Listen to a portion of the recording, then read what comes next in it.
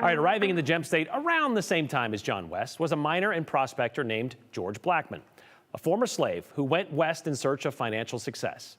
Well, he found it in Idaho, mining for lead, silver, and gold on the east side of the Sawtooth. He may have pulled some valuable minerals out of Idaho, but he left enough of an impression to stand out in Idaho's history. In Custer County, in the Sawtooth Recreation Area, stand the White Cloud Mountains. Really an iconic place. With more than 24 peaks rising more than 10,000 feet, you can see why the early pioneers had a hard time knowing when the mountains stopped and the sky began. One of those peaks is Blackmon, named for George Blackmon. However, at first, it was spelled with an A instead of an O, a reference to his race, not his name. History's a little sparse, actually. He was born a slave in Kentucky. He was born in the 1850s. He came to Idaho when it was still a territory as a miner in the late 1870s.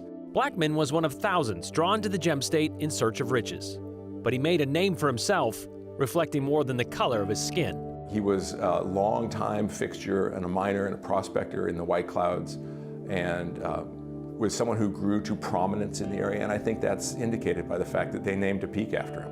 Blackmon died in 1936, but his legacy continues in one of the most popular spots in central Idaho. It's really very close to the trailhead that many people use when they go into 4th of July Lake. So 4th of July Lake and the Blackmon Peak area is one of the most popular areas for recreation in the whole White Clouds. It's where people take their families when their kids are young. It's a great hike. There's a beautiful lake at 4th of July, and you're doing that all under the shadow of Blackmon Peak.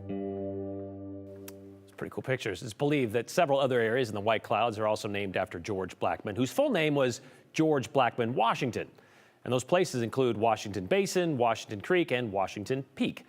George was buried in Clayton Cemetery in Custer County.